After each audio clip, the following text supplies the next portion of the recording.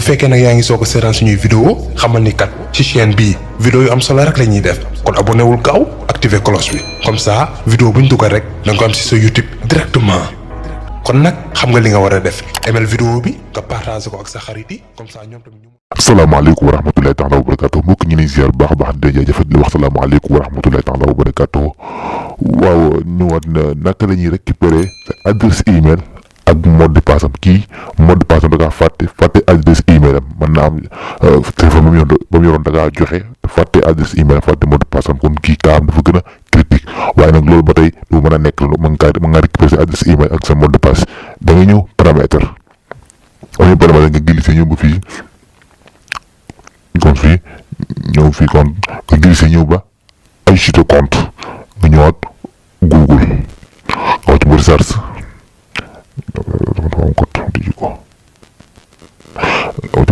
kii moom kaam dafa gën a critique dafa fàtte adresse email am ak mot de passe am waaw waaye nag numéro ba mu ko tijjee woon moom jàpp na ko moom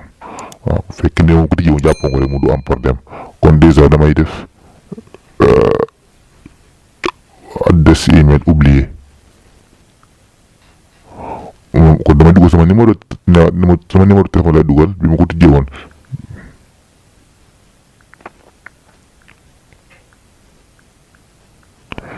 kon numéro bi ma ko tijjee moom lay dugal déjà mën ma dugal sa prénom sa tur mooy bi nga adresse email bi nga fàtte numéro bi nga ko tijjee woon moom ngay dugal teg na meloon moom ngay dugal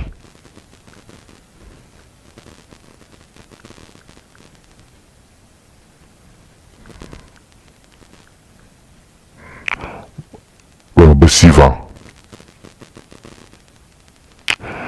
pour ma envoyer ma code validation pour ma récupérer sama adresse email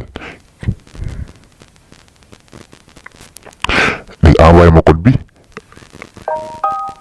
ñëw na déjà récupérer naa sama adresse email waaye nag damay ba si kaw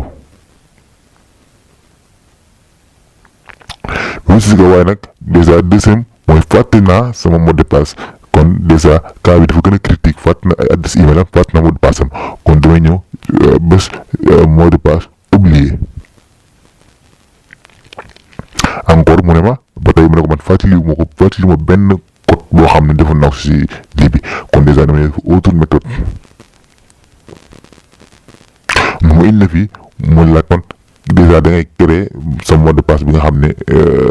beneen mot de passe bu bees kon déjà damay créer beneen mot de passe bu bees kon man déjà samay lii fàttiwuma ko sama code email fàttiwu sama mot de passe fàttiwuma dara damay jàngale ne kon yow mi nga xam ne ka fàtte fii ngay créer sa beneen mot de passe bi nga xam ne moom nga bëgg créer nouveau mot de passe ak sa kon ko confirmer ko bés ci faamu jàll kon nag asalaamaaleykum wa rahmatulahi taala wa barakatu